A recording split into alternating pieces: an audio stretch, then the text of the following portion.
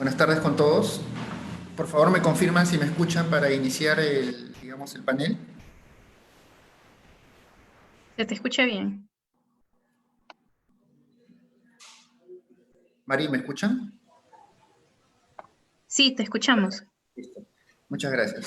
Buenas tardes a toda la sala. En representación y en nombre del doctor César Cabeza Sánchez, le doy la bienvenida a este panel de innovaciones en tecnologías sanitarias para el diagnóstico en COVID, ¿no? Identificación del virus del SARS-CoV-2.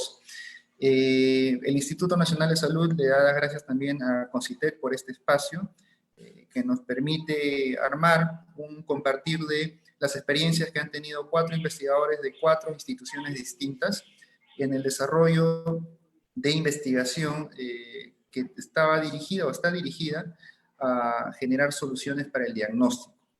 Nos van a acompañar en este panel Mariana Leguía, de la Pontificia Universidad Católica del Perú, que nos va a explicar su experiencia con este proceso de investigación que está en curso y que probablemente dé resultados bastante alentadores y de potencial aplicación en salud pública. También Luis Sarabia, de la empresa BTS Consultores, que también han desarrollado una prueba molecular que esperemos pronto esté en el mercado. Edward Mala, de la Universidad Peruana Cayetano Heredia, que también ha desarrollado una prueba de fácil aplicación y que pronto también esperemos pueda estar en el mercado. Y por último, Óscar Escalante, del Instituto Nacional de Salud, que participó en el diseño de un laboratorio móvil implementado en una unidad de transporte, muy interesante, que nos va a contar cómo fue esa necesidad, de dónde partió y actualmente en qué está ese proyecto. Entonces, como vemos, son 4 experiencias muy alentadoras, 4 experiencias que nos han dejado muchas lecciones aprendidas a todos y esperemos pronto beneficiarnos de las bondades y beneficios que tienen estas tecnologías diagnósticas. Entonces, para empezar el panel, quiero recordar a todos los panelistas que disponen hasta de 20 minutos para poder explicar su experiencia. Pueden hacer uso de un PowerPoint para hacer mucho más visible la presentación y lo que han desarrollado. Posteriormente, al final, va a haber una ronda de preguntas a cada una de ellos. María del Carmen, nuestra colaboradora en el INS, va a tomar nota de las preguntas que puedan hacerse en el chat para posteriormente dirigirla a cada uno de los ponentes.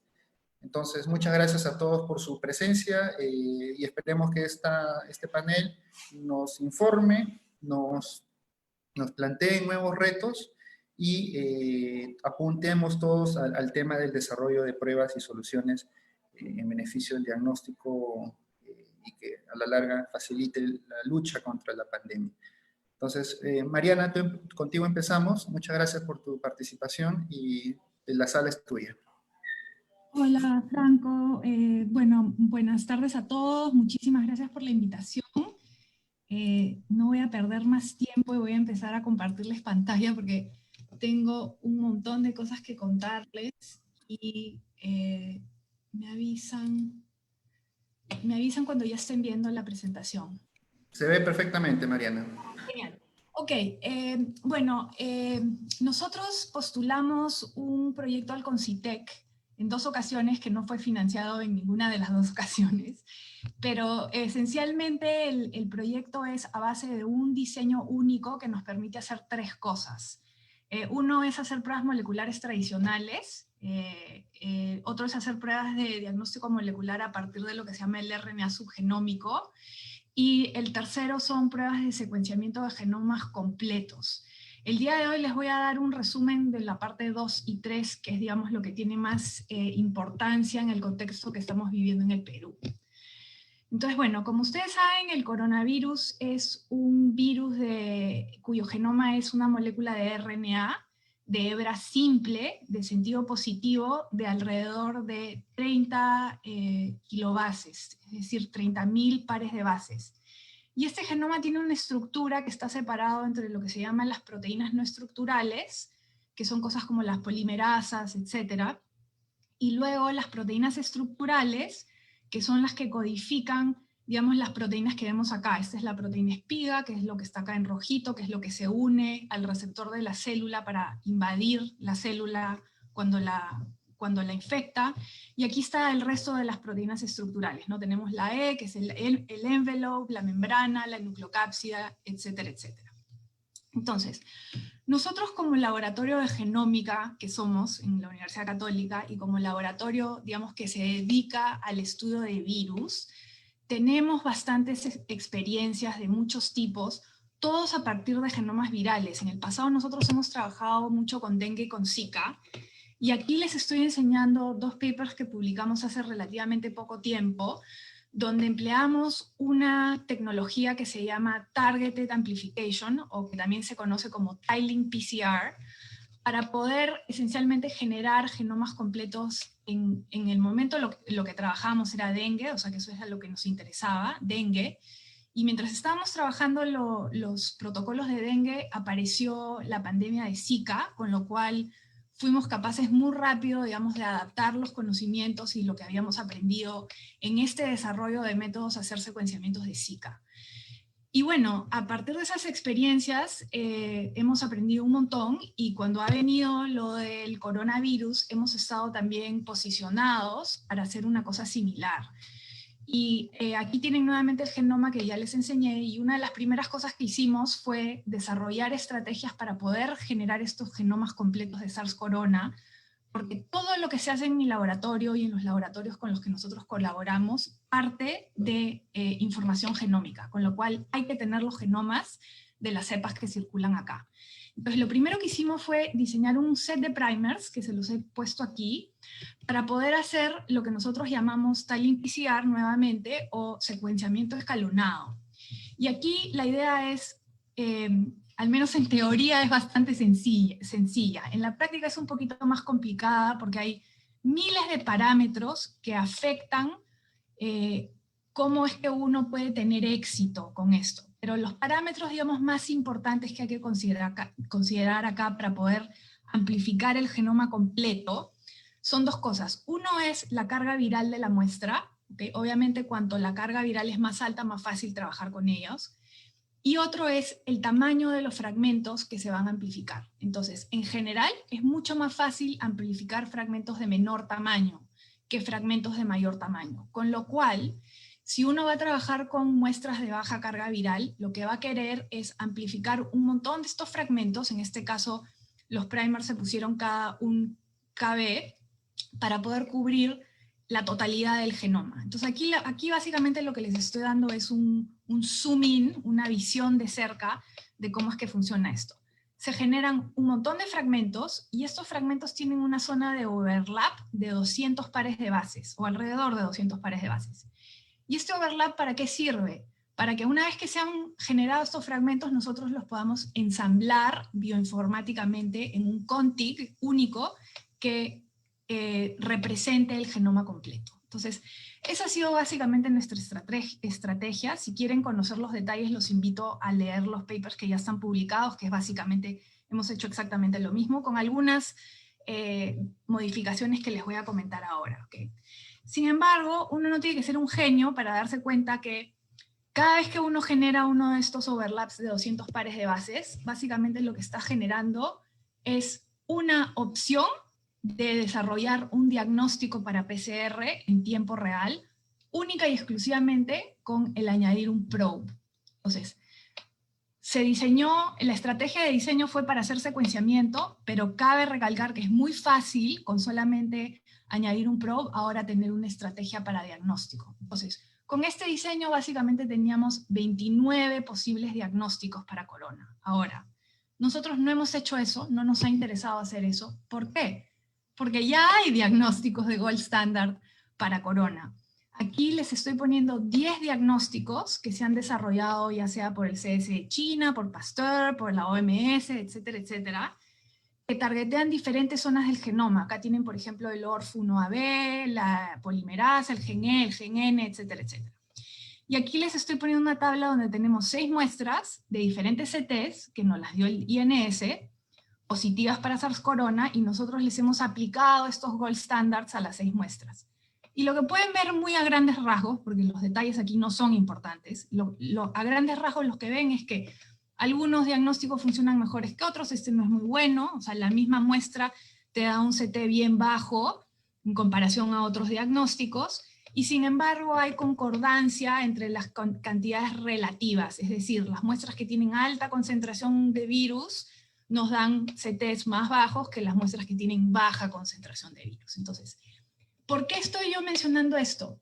Porque estas pruebas, o sea, por más que a nosotros no nos interesa hacer más, estas que están acá son absolutamente esenciales para poder controlar las que nosotros estamos desarrollando. ¿Por qué? Porque estos son los gold standards que están en el ambiente científico internacional. Entonces, para las personas que desarrollan pruebas, tienen obligatoriamente que comparar su prueba contra esto de acá, no contra un kit, ¿ok? No contra cualquier cosa que encuentras por ahí, sino contra lo más sensible del gold standard, para poder, digamos, especificar bien claramente cuál es la especificidad de la prueba.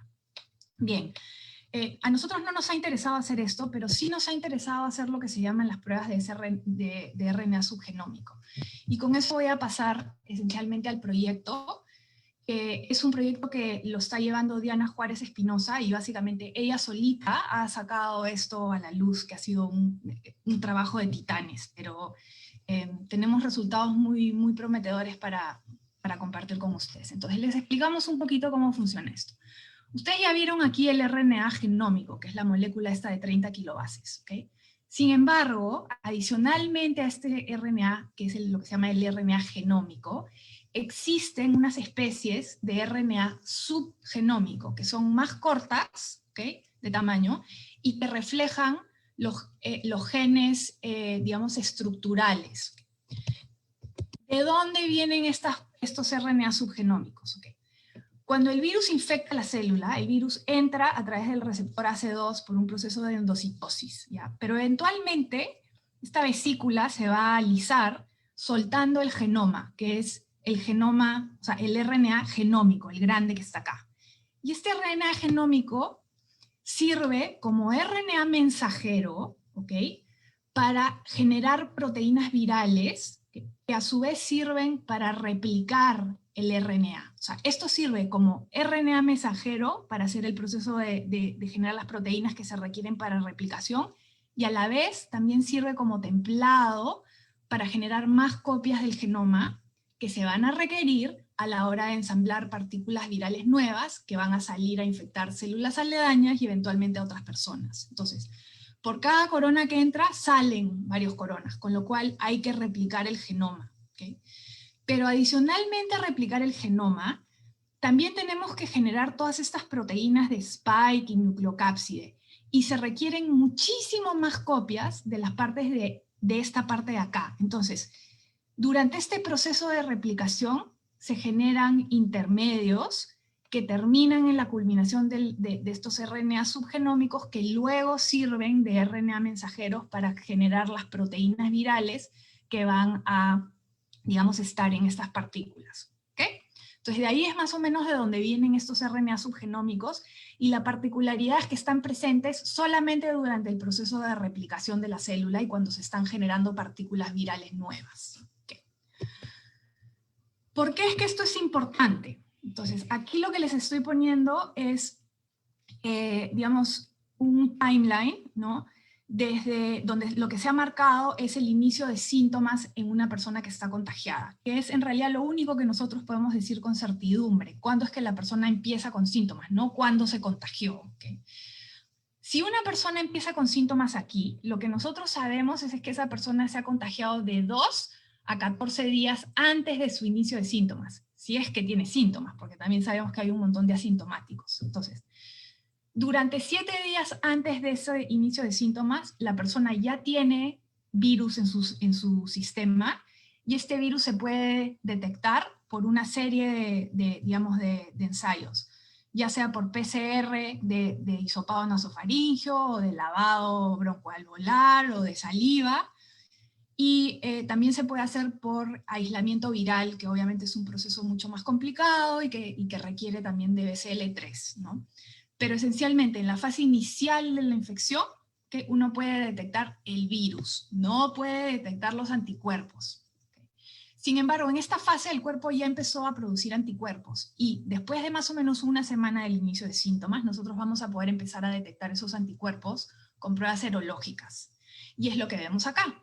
Hay una tardanza entre cuando podemos tener éxito con las pruebas serológicas, que es aquí, en las partes tardías de la infección, versus cuando podemos tener éxito con las pruebas moleculares, que son las pruebas que detectan el virus tempranamente. ¿Okay?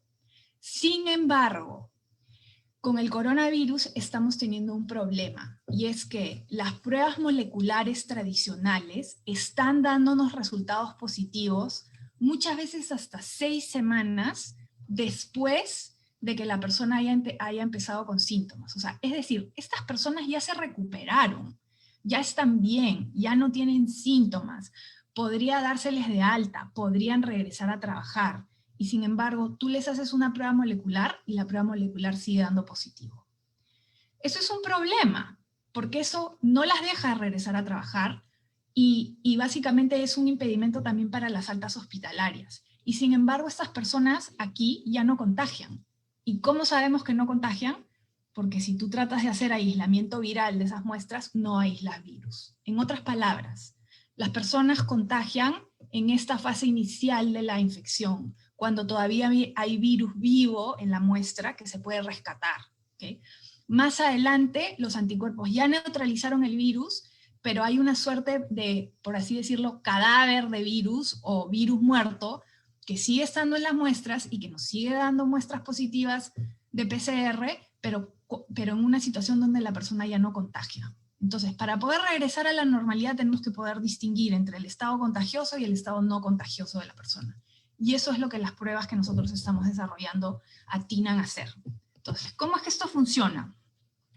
Aquí está el genoma enterito, y acá les he puesto los subgenómicos para referencia, y nosotros lo que hemos hecho es, hemos agarrado varios de estos sets de primers de acá, y tengan en cuenta que cuando uno hace una extracción, o sea, uno va a extraer el genoma completo, pero también va a tener estas moléculas representadas. Con lo cual, si yo amplifico con un primer que le da el genoma N, aquí, ¿ok? Yo también voy a generar un fragmento a' de todos los otros RNAs subgenómicos. Y los RNA subgenómicos lo que tienen en común es que en la parte del 5' tienen un fragmentito que está solamente aquí. Es decir, esta sección líder se pega al fragmento de RNA subgenómico, con lo cual nosotros usamos este primer de acá, que es el primero, más un primer en reverso, para poder amplificar todos los fragmentos subgenómicos. Y eso es lo que están viendo acá. Entonces, aquí tengo varios sets que dan al N, aquí tengo uno que va al 8, al M, al E, tengo un control, el 3 y el A. Y básicamente la banda más pequeña que nosotros esperamos es la que está acá, que se las he marcado en rojo adicional, pero adicional también con cada uno de esos sets de primers vamos a identificar bandas adicionales, que son las que ustedes ven acá, que corresponden a los otros RNA subgenómicos. Entonces, alguno de ustedes de repente ve esto y se aterra porque ve un montón de bandas y dice, Dios mío, ¿qué es esto? Es una contaminación. No, esto es biológicamente relevante. Y ustedes lo que pueden ver acá es que a medida que los primers se van moviendo en este sentido, el tamaño de las bandas va decreciendo, y va decreciendo de acuerdo a lo que sabemos y a lo que esperamos para una población de RNA subgenómicos que se ve de esta forma. ¿Okay? Con lo cual, esto es exactamente lo que queremos. Entonces, obviamente estos han sido los ensayos iniciales. Nosotros hemos hecho muchísimo más ajustes para ver que esto funciona bien, pero quiero mostrarles un par de cositas más nomás. Aquí lo que hemos hecho es los mismos sets, solamente que menos. Les estoy enseñando 6 de los sets de N, con muestras de diferentes CTs. Acá están los CTs de las muestras, 1, 2, 3, 4. La muestra 4 es la más flaca, que es la que no nos da amplificación siempre, pero en algunos casos sí la vemos, como aquí, aquí y aquí. Lo que nos indica que algunos sets de amplificación subgenómica son mejores que los otros, ¿ok? Y sin embargo, que la cantidad de concentración de muestra con la que estamos trabajando también influye. Adicionalmente, hemos hecho pruebas de límite de detección. Aquí lo que se hace es se trabaja con estándares que se diluyen con números conocidos de copias, y lo que podemos hacer es detectar dónde es que perdemos la señal. Y aquí les puedo contar básicamente que con lo que hemos hecho hasta ahora sabemos que en todos los casos que hemos testeado nuestro límite de detección está por debajo de 10 moléculas por reacción, es súper sensible, y también hemos sido capaces de llevar esto a formato de tiempo real, que es lo que se requiere. Y aquí les cuento un poquito más ya con ampliación de muestras, también en formato en tiempo real, básicamente diferentes muestras de diferentes CTs, que se amplifican en formato de tiempo real sin ningún problema, ¿no? Y ya con unas muestras un poco más limpias. Entonces, para concluir rápidamente, tenemos varias pruebas de RNA subgenómico que funcionan como se espera y que ya las hemos pasado a formato de RT-PCR cuantitativo. El límite de detección en todos los casos hasta ahora es de 10, y la mayoría de las muestras que hemos testeado hasta ahora han salido positivas. Lo más seguro es porque todas las muestras que tenemos vienen de esta semana, ¿okay? Porque en el INS nos ha dado muestras positivas y no tiene ninguna lógica que tú detectes una persona con síntomas y que recién le tomes la muestra 3 semanas después, con lo cual nuestras muestras lo más seguro es que vienen de acá. No lo sabemos porque no tenemos la metadata, que la necesitamos, ¿okay? Entonces lo que hace falta ahora va a ser testear muestras de pacientes que están en esta región de acá, ¿okay? Muestra en semana 2, 3 y 4, donde esperamos obtener resultados positivos por pruebas tradicionales de PCR, pero muestras de resultado negativo por sgRNA. Entonces, muy rápidamente, aquí creo que tengo un par de minutos más, voy a cambiar al otro protocolo, que es el protocolo de secuenciamiento de genomas completos. Esto lo ha hecho Alejandra García Glasner y lo ha hecho también ella sola. Cada una de ellas ha tenido un proyecto sola. Y es esto que les expliqué anteriormente, ¿no? De esta idea de balancear la carga viral con el tamaño de fragmentos que se amplifican, y más fragmentos de menor tamaño para muestras de baja carga viral y menos fragmentos de mayor tamaño para muestras de alta carga viral. Y eso lo ven acá. Lo primero que hicimos fue básicamente optimización o testeo de cada uno de los primer sets en single plex, ¿ok? Y todos funcionan y todos amplifican la banda que queremos, que es alrededor de 1 kb. Acá están las 30 bandas, etcétera, etcétera. Si nosotros ahora cambiamos y hacemos bandas de 2 kilobases o de 3 kilobases, bajamos a 15 fragmentos o a 10 fragmentos, y lo que están viendo es que vamos perdiendo sensibilidad, que es exactamente lo que se espera. Que a medida que tus fragmentos son más grandes, se vuelven más difíciles de amplificar, y para eso obviamente hay que trabajar cosas más puntuales. Ahora, esto a nosotros aquí nos importa poco. ¿Por qué? Porque nosotros no vamos a amplificar en singleplex, sino nosotros vamos a tirar todos estos primers en un vial y amplificar. Y eso es básicamente lo que hemos hecho acá. Aquí les estoy mostrando 2 muestras de CTs diferentes, con diferentes condiciones de ciclaje, ¿okay? 30 ciclos, 35 ciclos y 45 ciclos, y lo que ven es que obviamente si el CT es más alto, es más fácil amplificar, y sin embargo, si tú incrementas el ciclaje, puedes rescatar la muestra con más ciclos, ¿okay? Con lo cual tenemos parámetros con los que podemos jugar para jalar genomas completos. Aquí les estoy enseñando amplificación de 30 muestras diferentes, con CTs diferentes, y casi que en absolutamente todos los casos hemos obtenido los pools de bandas que queremos. Esto es todos los primers en un solo tubo, todo junto. Y la pregunta es, si es que estos smears que nosotros vemos acá, contienen todos estos primers, todos estos fragmentos individuales. Y para testear eso, lo que hemos hecho es, hemos usado estas amplificaciones, ya sea en cantidad bien abundante, en cantidad media o en cantidad baja, para repetir las amplificaciones en singleplex y demostrar que a partir de estos pools que ustedes ven acá, y que inclusive a veces ni siquiera se ven en los geles, somos capaces de jalar los fragmentos individuales, ¿no? Queda claro que hay un par de sitios donde tenemos que mejorar, tenemos que ajustar aquí las concentraciones de los primers, todo esto se ajusta a mano, y bueno, pero ya prácticamente estamos. Entonces, para terminar aquí, tenemos los protocolos de Tiling PCR que amplifican genomas completos a partir de muestras que tienen CTs de hasta 38, y yo no sé qué tanta experiencia hay en este grupo secuenciando, pero esto es prácticamente un milagro, poder secuenciar genomas completos de muestras con esta carga viral. O sea, es sin precedente.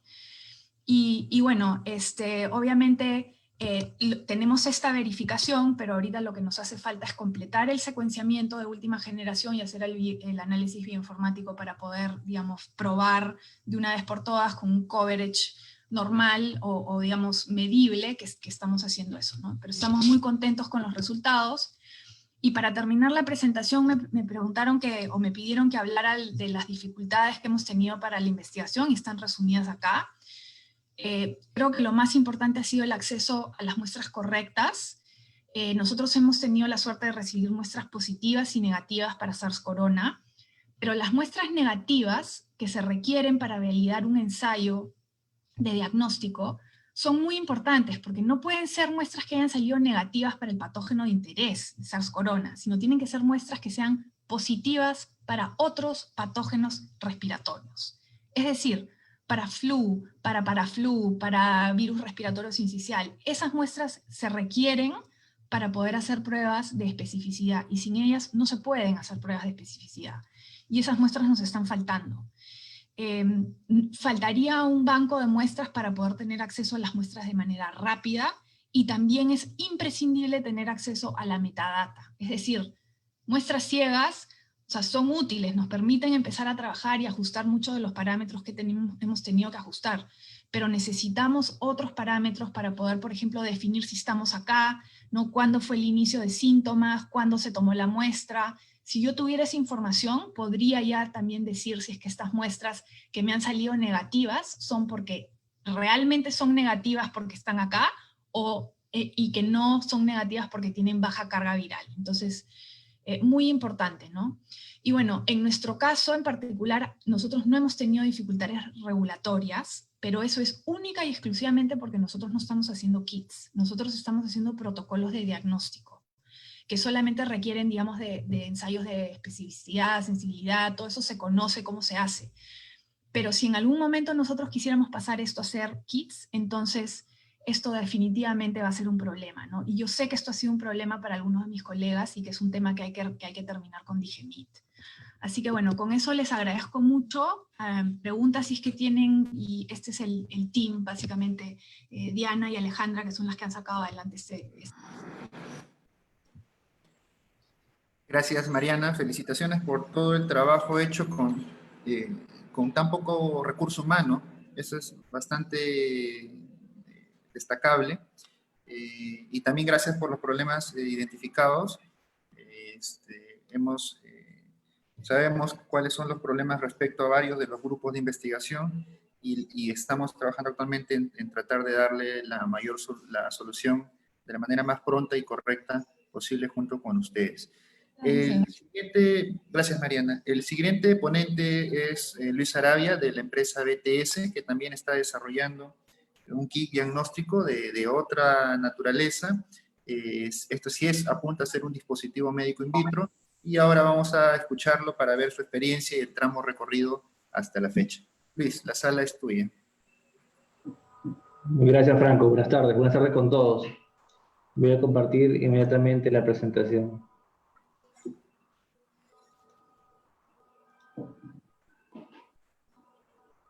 ¿Me confirma, Franco, que se visualiza la presentación? Perfecto, se ve, Luis. Solo ponla en modo presentación y ya estamos.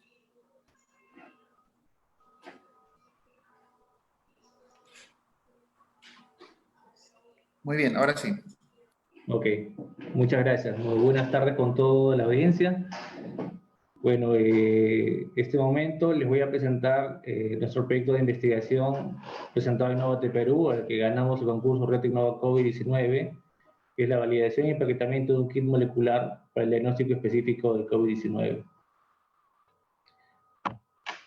Al día de hoy, de acuerdo al Centro Nacional de Salud Pública reportado en el INS, se han analizado 732.652 muestras por pruebas moleculares, de los 41 laboratorios aptos a nivel nacional. Para algunos puede sonar un número grande o mediano, pero si contamos que han pasado más o menos 7 meses y se han analizado 700.000 pruebas, y si sabemos también que todas estas pruebas fueron importadas independientemente del lugar o país de origen, o la calidad o sensibilidad, o si están ligadas a equipos automatizados o equipos abiertos, todas las pruebas fueron importadas. Dependemos completamente de tecnología exterior. No contamos con una tecnología propia en nuestro país. Por ello, nuestra propuesta, que es desarrollar un kit de diagnóstico molecular en una fabricación peruana. Con la capacidad que estamos instalando, podemos llegar a fabricar 1 millón de pruebas al mes. Sería una cantidad superior de lo analizado desde el día 1 hasta la actualidad. ¿Cómo podemos lograr esto? Y es que estamos en una conferencia de la Semana de Innovación y como parte de la empresa vengo a comunicar lo siguiente, ¿no? Si bien conocemos, las investigaciones son clásicas y propias de la academia, muchas veces las investigaciones quedan en tesis, en papers, en patentes o en prototipos que no llegan a la población o no llegan al sector productivo o realmente lo que se requiere, que en este caso, como es la emergencia, nos ha tirado una cachetada y nos ha hecho ver que a pesar que existe ciencia en el país, no contamos con una tecnología disponible. Por otro lado, la empresa, que yo lo considero, no toma el riesgo por la tecnología y muchas veces encarga a la academia sus propios desarrollos que son de interés, se puede decir, particular. Entonces no se apunta a un escalamiento o al desarrollo de interés nacional. Por otro lado, el Estado, si bien es cierto, tiene sus normativas y sus propias instituciones que realizan su investigación, no está muy interrelacionada con la empresa, salvo por una relación cliente-proveedor, ¿no? Sí existe una interrelación entre academia y Estado, pero igual, no existen normativas, lineamientos o algo que pueda ayudar a que estos productos finales puedan alcanzar el mercado o puedan alcanzar el bien nacional, ¿no? Entonces es importante que exista una interrelación en estos 3 grupos, a lo que se le conoce como la triple hélice, y poder generar innovación. Actualmente nosotros somos asociados al Centro de Excelencia CID-BM de San Marcos, y es un modelo de cómo la empresa privada se puede asociar y hacer investigación para generar innovación con un centro de investigación sin fines de lucro. Parte de esta asociación, donde también el Instituto Nacional de Salud es uno de los asociados dentro de San Marcos, hemos podido desarrollar diferentes innovaciones. Una de ellas fue ganadora del concurso de Innovate Perú para el desarrollo de una prueba rápida para el sector agropecuario.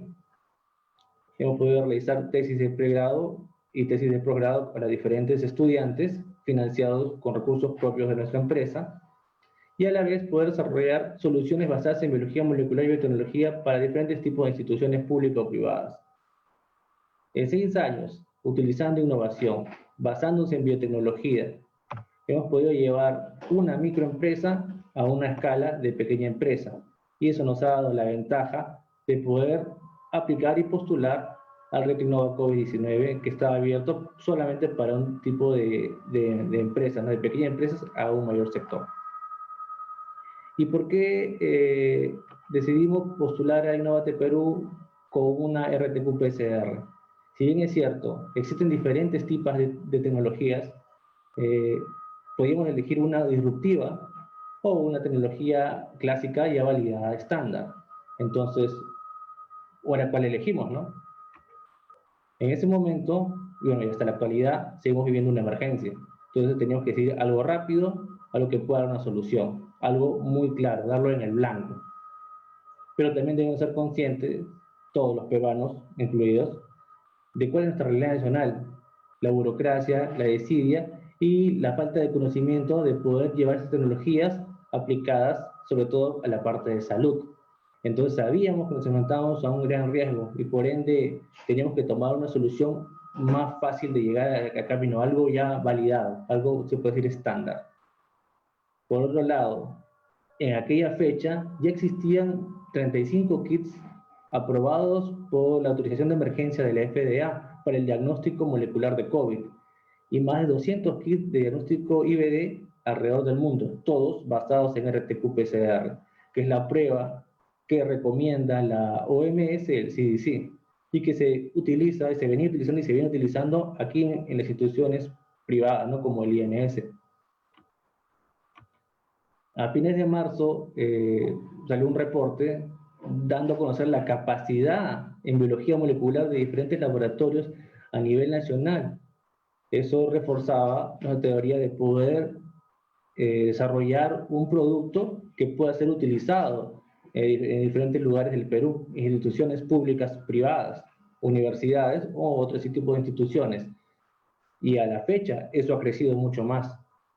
También nosotros, como encargados de la parte comercial en la distribución de insumos para biología molecular, conocemos la cadena de distribución del mercado internacional hasta el Perú y conocemos que los insumos consumibles son cada vez más masificados y también son más baratos.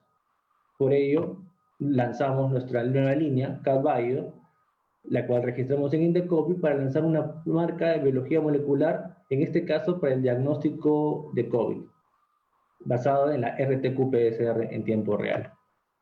No les voy a dar una explicación de la RT-qPCR porque es ampliamente conocida, y más hemos apuntado en la primera parte y en lo que sigue, en lo que respecta a la innovación, por la coyuntura de esta semana, de estas conferencias, pero brevemente les podemos explicar que el tipo de tecnología es el NAT, que detecta el RNA del SARS-CoV-2 y utilizando la matriz de hisopado nasofaringio. ¿Por qué decidimos seguir utilizando este tipo de matriz y no otra?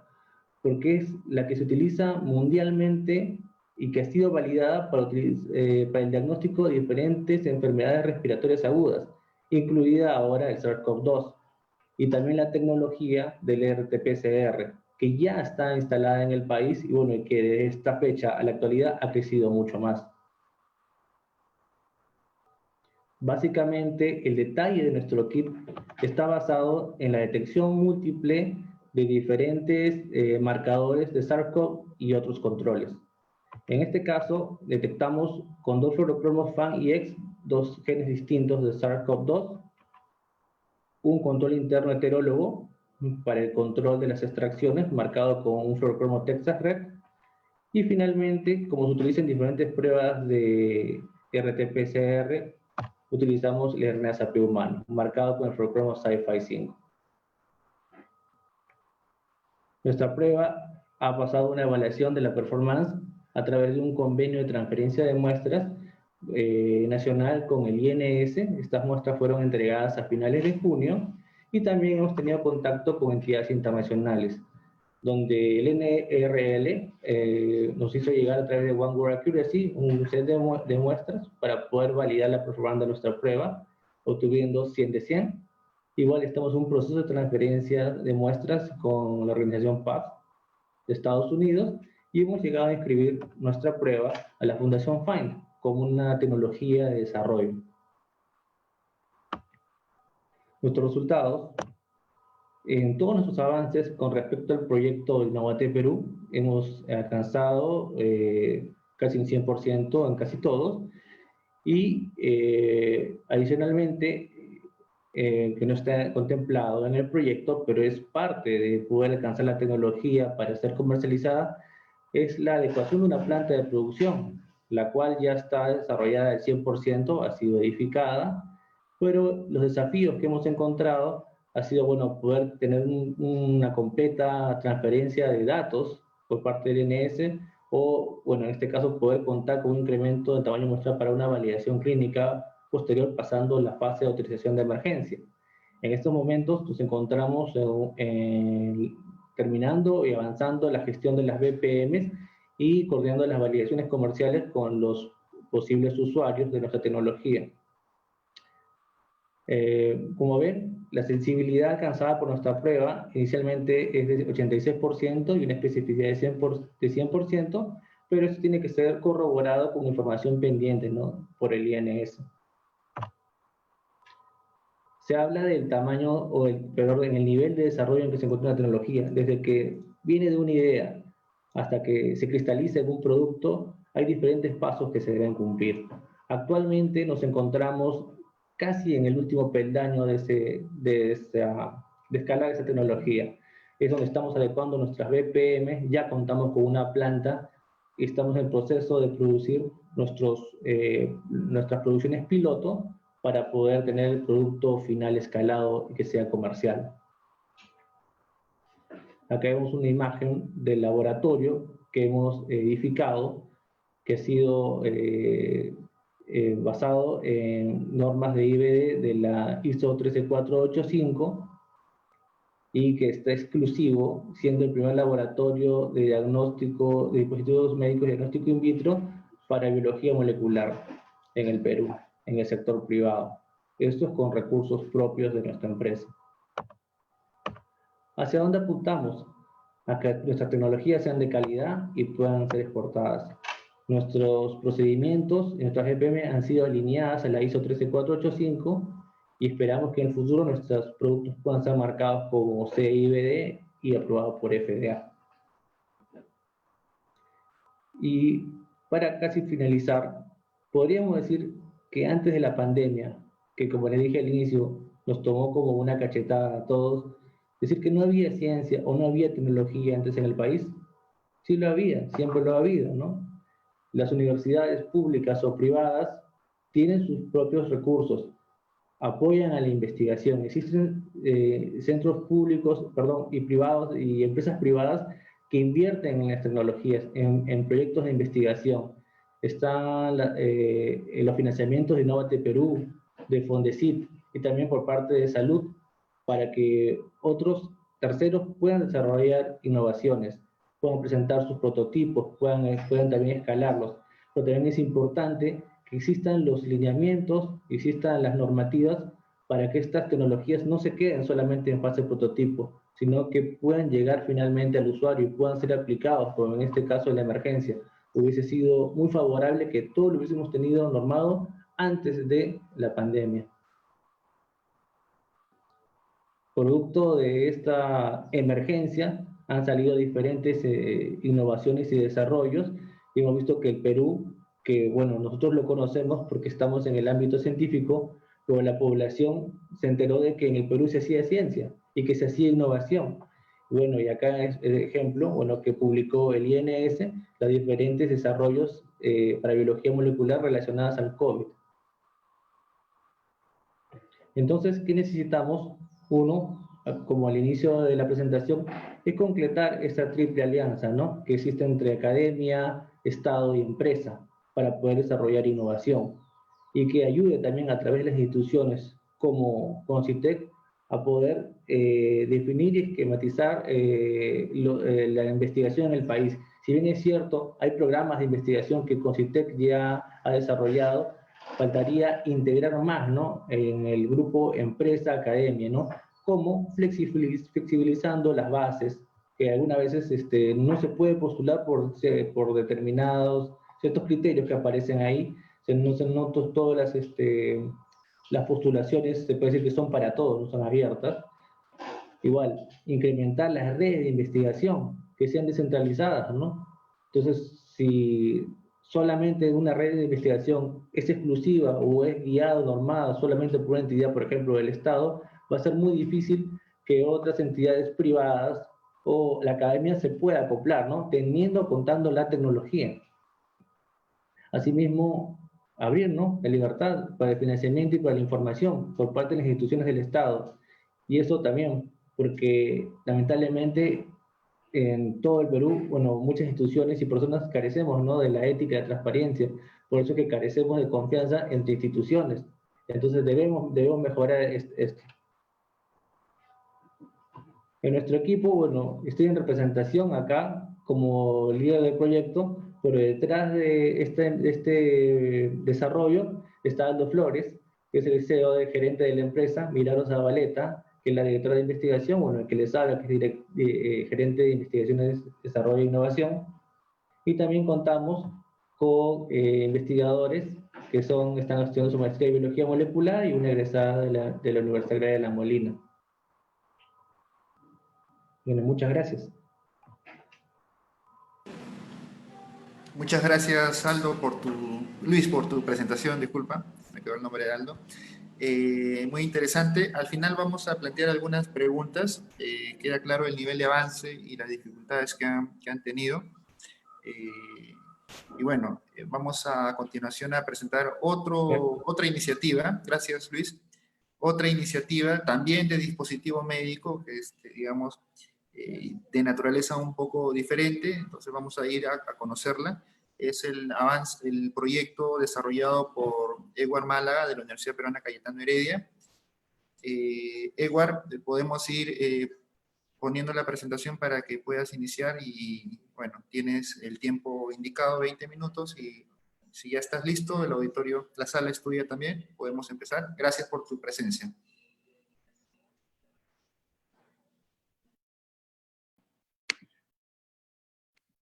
A ver, hola, ¿me escuchan y me ven? Sí, Edward, se ve y se escucha. Perfecto. ¿Y esta barrita de controles se ve encima de mi presentación? ¿Molesta? Sí, se ve no Sí, molesta, es bastante pequeña, creo está. que está bien. A ver si la podemos... Bueno, disculpen por eso, pero nunca me había pasado. En fin. Hola Franco, buenas tardes con todos y a la audiencia que nos está escuchando también. Muchas gracias por ofrecernos este espacio y dejarnos contarles un poco lo que hemos venido haciendo.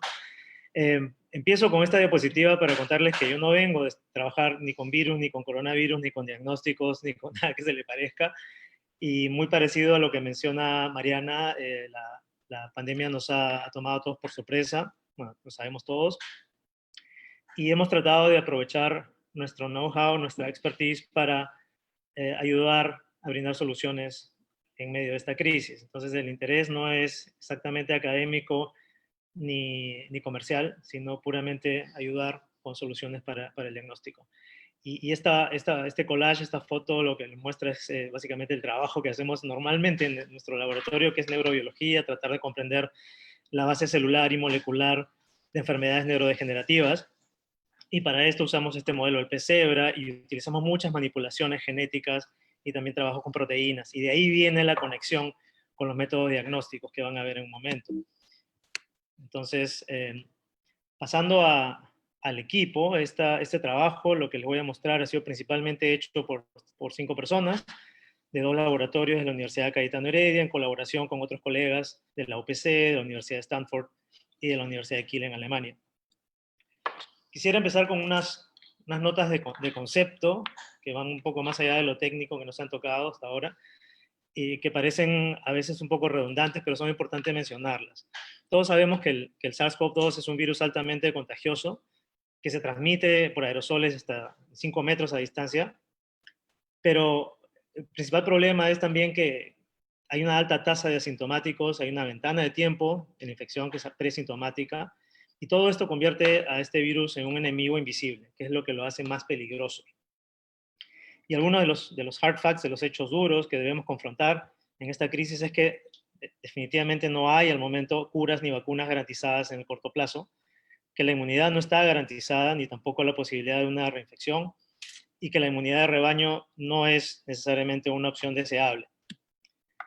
Ahora, frente a esta crisis hemos visto dos enfoques, un debate acerca de la posibilidad de aplicar 2 enfoques. Uno es centrado en atención primaria, estrategia conductual, esperar un poco la vacuna, y el otro es uno más activo, más proactivo, tratando de implementar el testing, tracing and isolation, ¿no? El rastreo de contactos, el aislamiento, con una fuerte vigilancia epidemiológica y campañas informativas.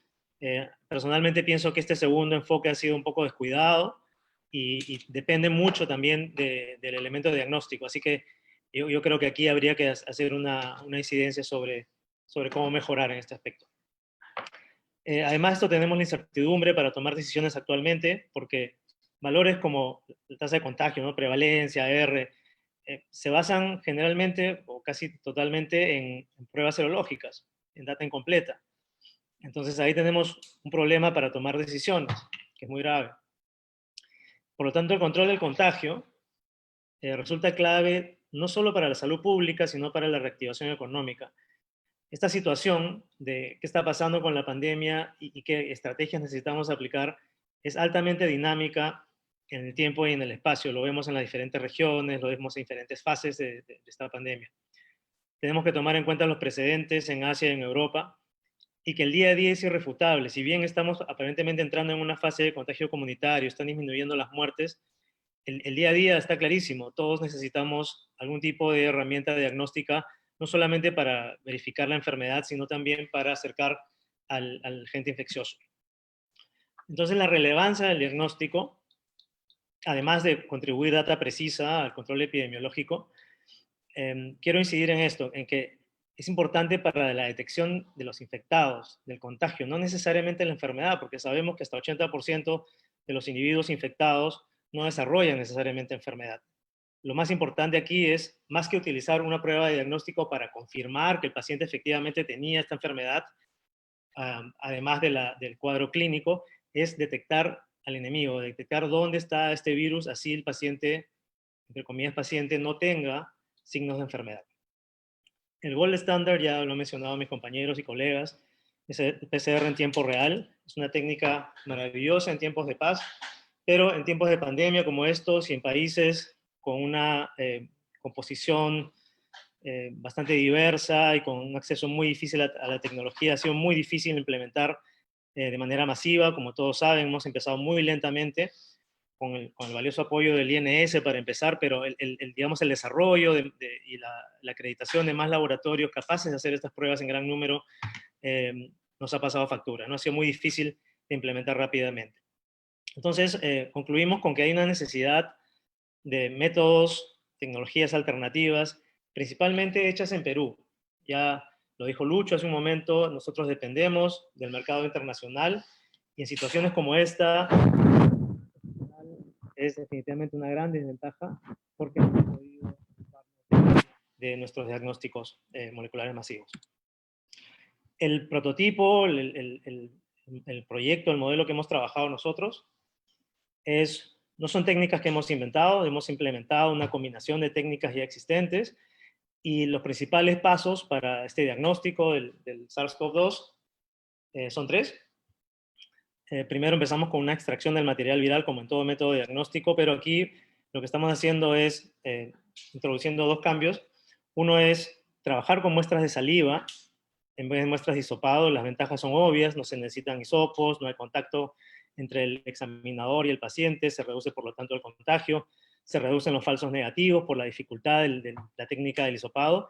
Y el segundo punto es que estamos trabajando esta técnica sin kits comerciales, es decir, con técnicas in-house, con cosas muy sencillas que disminuyen el costo de la prueba, que es aquí un gran factor para esta parte del protocolo. La segunda etapa es la amplificación del material, que es lo que normalmente hace la PCR, ¿no es cierto? Se utiliza una enzima proveniente de una bacteria, en el caso de la PCR, que vive a altas temperaturas y esta alta temperatura se usa para amplificar, para copiar la información genética de una manera cíclica. En este caso, se reemplaza esta enzima, esta técnica, por otras técnicas llamadas isotérmicas, hay varias, que copian el ADN viral, o el ARN en este caso, hacia ADN, sin usar esta sucesión de ciclos en tiempos cortos y a una sola temperatura, por lo cual se reducen los costos porque no necesitas personal altamente especializado, ni equipos costosos, ni kits que están escasos en el momento. Y finalmente cerramos con la detección, porque una vez amplificado este material, una vez copiada el material genético del virus, tiene que ser detectado. Y eso se detecta ya sea por señales fluorescentes o en formato de test de embarazo, una tira de flujo laminar, aprovechando la tecnología CRISPR-Cas, que es lo que voy a mostrar en un momento. Todo esto en cerca de 42 minutos, 45 minutos, y de una manera que puede ser implementada en laboratorios sin equipamiento complejo. Con esto voy a correr porque es metodológico y es sencillo, simplemente repetir que estamos poniendo énfasis en la colecta de saliva, sin embargo el método funciona para ambos tipos de muestras. Hemos controlado la calidad del ARN viral que se extrae con los métodos tradicionales, como columnas, perlas magnéticas, versus los termoquímicos caseros que estamos probando ahora. La amplificación, como les mencioné, reemplaza a la PCR, y hay dos métodos en boga, que son los más populares. Uno es el llamado RPA, el otro es el LAMP. Varios han sido usados por colegas como en el INS o nuestra colega Mónica Pajuelo aquí en Cayetano. Nosotros mismos estamos utilizando estos métodos para la amplificación previa a la detección con las enzimas CRISPR, con las enzimas Cas. Y la detección, quería detenerme un momento aquí para contarles un poquito de esto, que es en realidad, desde el punto de vista científico, es un desarrollo fascinante. Muchos de nosotros hemos oído hablar de las famosas enzimas Cas9 o el sistema CRISPR-Cas9, que a partir del año 2013 se empezó a usar para editar genomas, es decir, como tijeras moleculares que eran capaces de reconocer secuencias específicas en el ADN y cortar y pegar genes de manera que uno pudiese diseñar o rediseñar genomas, al punto que hace un par de años en la China se llevó a cabo un experimento muy, o sea, con falta de ética total, ¿no? En donde se editó el genoma de bebés humanos, pero hasta ese punto hemos llegado con el potencial de esta tecnología. Y un uso adicional que se le ha dado a las enzimas Cas de la familia de la misma Cas9, como la Cas12, la Cas13, diferentes organismos, de diferentes bacterias, es su utilización para la detección de patógenos, por ejemplo. Esto lo voy a explicar en un momento. Nosotros veníamos trabajando ya justamente, como les contaba, con los peces cebra, editando los genomas de los peces cebra y editando incluso ARNs de mensajeros de peces cebra para lograr estudiar la base molecular de la neurodegeneración. Y en este caso nos vino a pelo el aprendizaje, pues estas mismas técnicas son las que se están utilizando para esta detección. Así que lo importante aquí, y lo que separa este método de otros, es la actividad de corte de estas enzimas Cas, una actividad colateral inespecífica, que no es la actividad usual. Normalmente lo que hacen ellas es, se les programa con unas moléculas guías de ARN, se les programa para que reconozcan un blanco, una secuencia de ADN o ARN, dependiendo de cuál enzima es, y la corten. ¿Okay? Eso funciona perfecto. Pero los laboratorios de Feng Zhang y Jennifer Doudna en MIT y Berkeley descubrieron que al tener esta actividad, al llevar a cabo esta acción de cortar el blanco de ácido nucleico, estas enzimas, por decirlo de una manera coloquial, se vuelven locas y asumen o empiezan a cortar de una manera indiscriminada cualquier molécula de ácido nucleico que se les ponga delante.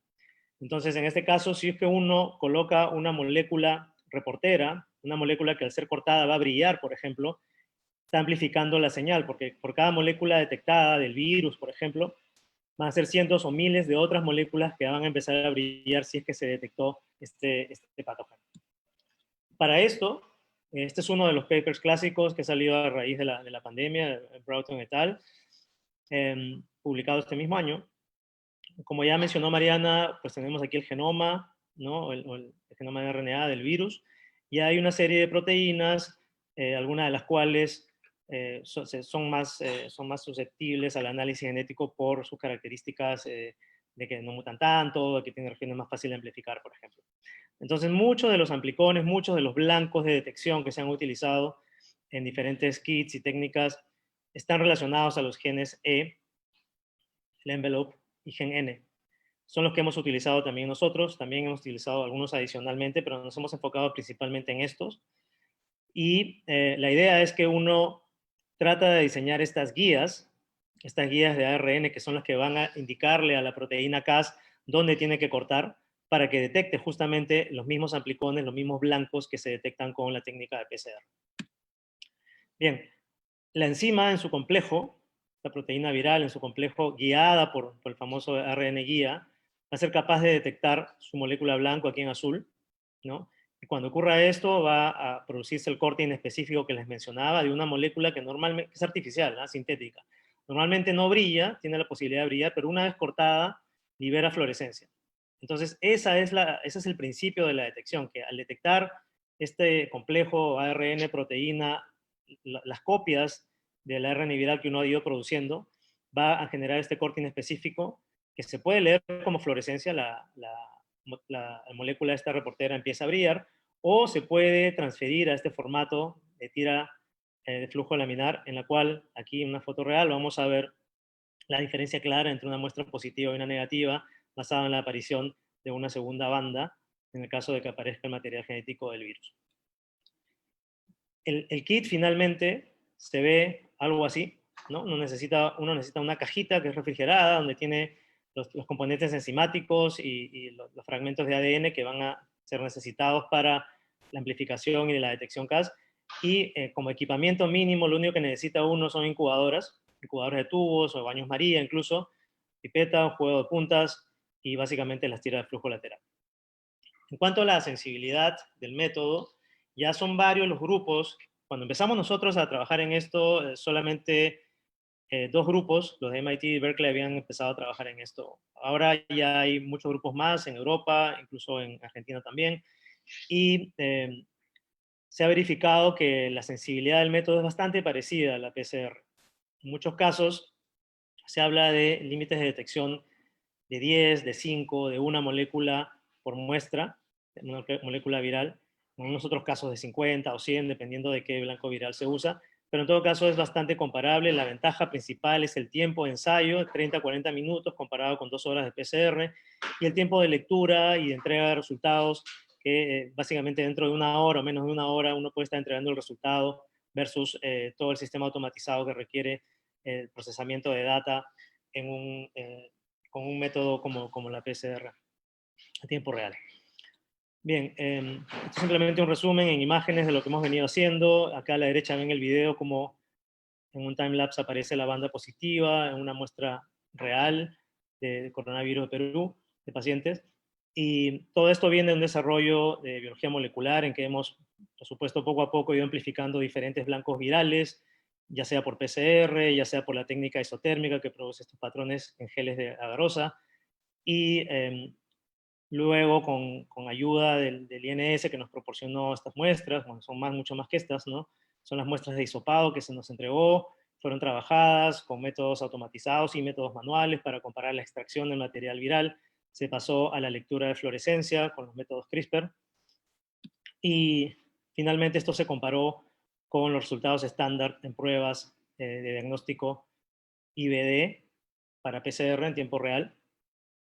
Y bueno, llegamos a los números para la prueba analítica de laboratorio. Estamos bien, tenemos, como se ha mostrado también en otros papers en la literatura, números muy similares, 100% especificidad y sensibilidad. Claramente, cuando llevemos esto a la clínica o al campo, esto va a cambiar, van a bajar estos números seguramente, pero esto es normalmente lo que se esperaría. El límite de detección varía de acuerdo al gen. Con el gen N estamos alrededor de los 50, 40 más o menos virus o genomas virales por reacción, moléculas. Y en el caso del gen E hemos llegado a detectar hasta 1 copia por reacción, lo cual está bastante interesante. La fase de validación clínica, que es algo que mucha gente pregunta, ¿cuál es la diferencia, cuál es la importancia? Es justamente lo que mencionó también Mariana, que es una fase decisiva porque confirma que el método funciona en la vida real. Una cosa es lo que uno hace en el laboratorio, que puede ser todo perfecto y depende también mucho de las manos de uno, pero cuando uno lo lleva a la cancha y mira la diversidad de muestras que se pueden obtener de diversas fuentes, como hospitales, postas médicas, ¿no? Consultorios, entonces la eficiencia del método claramente puede variar. Entonces ese es el real objetivo, obtener números reales y inmediatamente después ver si podemos lograr la aprobación de uso y eventualmente de fabricación de parte de Digemit. Estas últimas semanas ya se ha logrado consensuar una hoja de ruta para la validación con ayuda del INS y Digemit. Lo que nos toca hacer ahora es conseguir el financiamiento para poder culminar este proceso de validación clínica. Es importante mencionar que validar clínicamente por triplicado diferentes muestras con varios métodos, saliva versus hisopado, PCR versus CRISPR-Cas, por ejemplo, es un trabajo bastante costoso, ¿no? Así que estamos recurriendo a la empresa privada, estamos terminando de conseguir los fondos necesarios para esto y apenas los tengamos vamos a empezar, esperamos que en 1 o 2 semanas podamos empezar con estas validaciones. Y para la obtención de muestras estamos recurriendo a 3 socios distintos con quienes estamos ahorita en proceso de firmar convenios. Uno de ellos es Salud, el otro es Laboratorios ROE y el otro es la Clínica Médica Cayetano Heredia. Cada uno de ellos tiene una particularidad en cuanto al tipo de muestras que maneja y el origen de las muestras que maneja, incluyendo de Salud, que tiene además alcance regional y nacional, por lo cual estamos bastante confiados en que utilizando esta diversidad de muestras vamos a tener una lectura real de qué tan bueno o no es el método en la vida real, porque lo último que quisiéramos es producir una manufactura que de pronto funciona bien solamente cuando lo llevas a un laboratorio privado, pero si te lo llevas a una región, a una posta médica o a una direza, de repente no los mismos resultados. Así que ese es el reto que nos queda por concluir. Esperamos tener esto terminado entre 4 y 6 semanas para de ahí pasar a la fase de producción. Y la fase de producción va a depender, esto ya se los cuento un poco más de manera coloquial, la fase de producción va a depender de varios pendientes. Uno es una posible asociación con Lucho Sarabia y Milagros Zabaleta de BTS para producirlo juntos. Otra es un consorcio que hemos venido formando con algunos de los donantes, las empresas donantes de la primera fase de nuestro prototipo.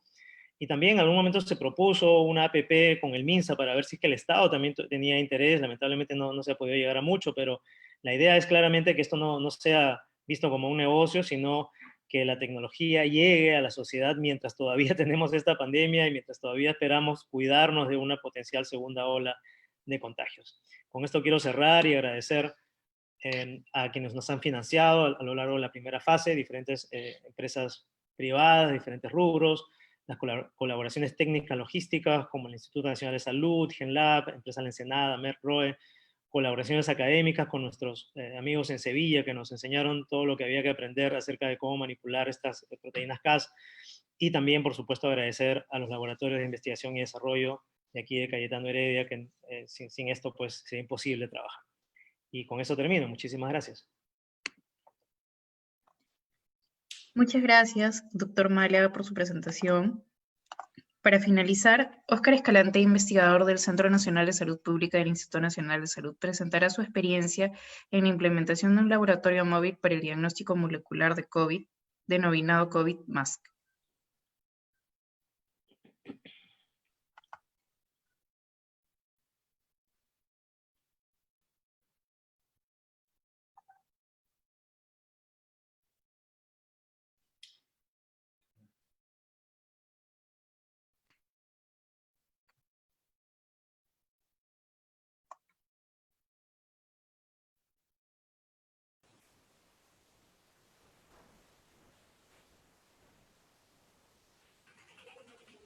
Hola, hola, ¿me escuchas?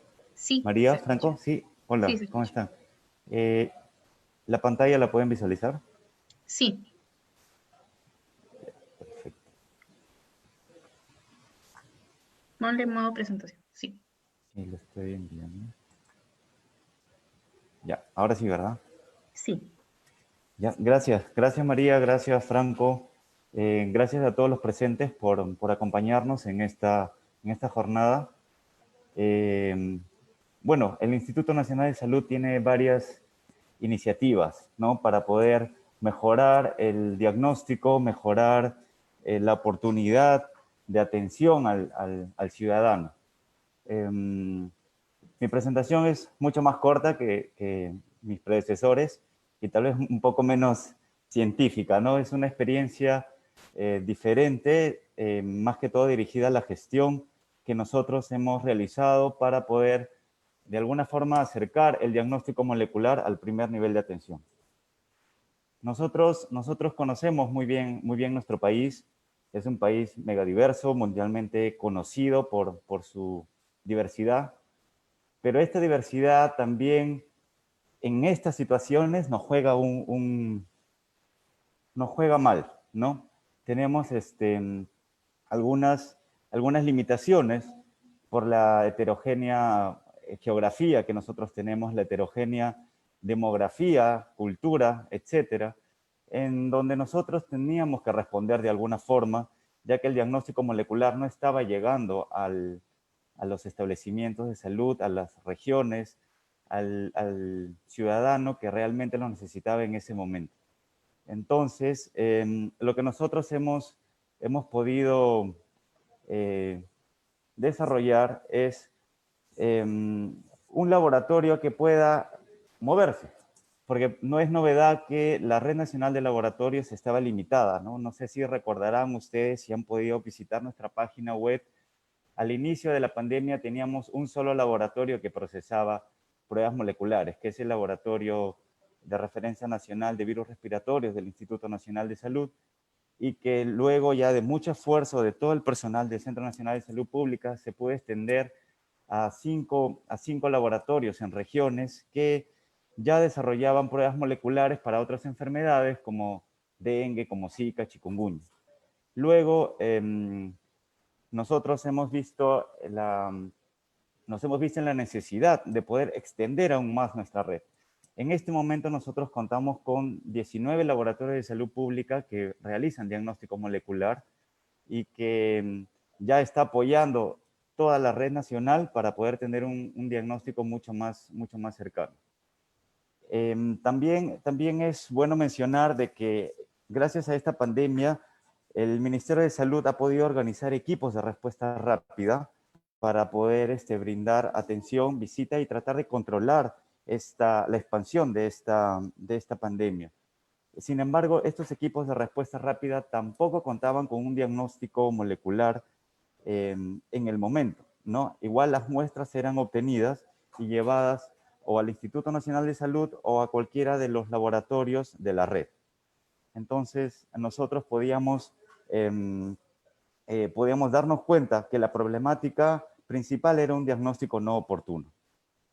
En ese sentido, nosotros vimos la posibilidad de poder diseñar un laboratorio que pueda movilizarse y acercarse hacia las zonas donde más lo necesitaba, ¿no? Especialmente en las regiones que aún no cuentan con diagnóstico molecular y en aquellas zonas que nosotros llamamos puntos calientes, en donde necesitan un laboratorio muy cercano que pueda realizar el diagnóstico inmediatamente para que tanto el Centro Nacional de Control de Enfermedades como el Instituto Nacional de Salud puedan tomar las acciones respectivas y hacer ese cerco epidemiológico que tanto hemos mencionado. Este laboratorio móvil lo que nos ha permitido es tener un diagnóstico oportuno y más próximo al ciudadano. Tener óptimos procedimientos de laboratorio a nivel nacional y realiza una prueba molecular especializada. Por lo tanto, nosotros ahora podemos contar con un resultado mucho más oportuno. Esta iniciativa que ha tenido el Centro Nacional de Salud Pública se llama COVID-MASCAC, que es un vocablo quechua, lo que significa el que busca el COVID, ¿no? Es precisamente lo que nosotros intentamos hacer con este laboratorio móvil. Poder, como el mismo vocablo lo dice, buscar dónde se encuentra el COVID para poder actuar inmediatamente. Aquí les muestro más o menos la imagen del plano que tiene el laboratorio móvil y que ustedes podrán ver contiene las áreas que nosotros exigimos también como parte de los procedimientos para poder realizar un diagnóstico molecular. Ven al lado izquierdo que podemos contar con un área limpia donde se van a preparar todos los reactivos, los reactivos necesarios para poder hacer la prueba molecular. Tenemos un área de amplificación donde se encuentra el termociclador y la computadora y algunos otros equipitos para poder realizar este procedimiento. Y al lado derecho nosotros podemos ver el área de extracción del material genético para poder tener todo el laboratorio con el flujo adecuado para el procesamiento de muestras, tal y como nosotros lo estipulamos en nuestros procedimientos. Esta es la lista de equipos que están incluidos en el formato del laboratorio móvil que hemos diseñado. Como ustedes pueden ver, tienen unos equipos de refrigeración y congelación, microcentrífuga, cabinas de bioseguridad clase 2A2, tiene aire acondicionado, tiene unas cabinas de PCR, tiene cabinas de cargado de muestra, tiene un equipo de recirculación y desinfección de aire por UV, tiene un termociclador y una computadora portátil. La metodología que en este momento estamos utilizando en el camioncito es la PCR en tiempo real, ¿no? Y es más o menos lo que nosotros estamos, este gráfico lo que hace es ilustrarlos para que puedan ver el procedimiento que nosotros estamos desarrollando en el laboratorio móvil. Tal y como ya lo he mencionado anteriormente, el hisopado en medio de transporte viral es un hisopado nasal y faríngeo. Se realiza la extracción del material genético. En el área limpia vamos a preparar la mezcla de reacción de PCR. Se unen en un tubito, el cual pasa al área de amplificación para poder ser colocado en el termociclador. Luego, en la computadora vamos a poder hacer la lectura y la interpretación del resultado, cuya computadora está ligada directamente a nuestro sistema de reporte de resultados en el NetLab 2, para que el paciente, a través de nuestro sistema de mensajería, y el médico tratante puedan tener el resultado lo más pronto posible. Aquí ustedes pueden ver algunas fotos de la implementación de este laboratorio móvil. Como ustedes pueden ver, es un laboratorio relativamente pequeño. Es un laboratorio, es un camión de 4 a 5 toneladas, en donde se ha podido fabricar, digamos, toda la parte de la carroza para poder tener este laboratorio móvil, ¿no? La foto de la izquierda fue la presentación donde nos acompañó la ministra para poder inaugurar este camioncito, e inmediatamente al día siguiente fue a prestar servicio en las áreas donde no contaban con diagnóstico molecular en el momento. El camioncito en primera instancia fue a apoyar la región Junín, donde estuvo por un promedio de un mes. En este momento se encuentra en Huancavelica, también apoyando a la región en el diagnóstico molecular, y próximamente estará yendo a la región de Pasco para poder brindar este apoyo. Bueno, eso es todo. Muchas gracias. Gracias por su presentación. A continuación pasaremos a la ronda de preguntas. Comenzaremos con Mariana Leguía y Franklin Chirinos. Le consulta sobre el costo de la prueba molecular de sgRNA para COVID-19 y también sobre el tiempo en que dicha prueba da el resultado y su aplicabilidad respecto a los diferentes niveles de atención a nivel nacional. Ok, el costo es el costo tradicional de una prueba molecular común y silvestre. Esos costos por lo general son alrededor de $10, 10 a $20 dependiendo de los insumos que compres, si lo haces en multiplex o no, etcétera, etcétera.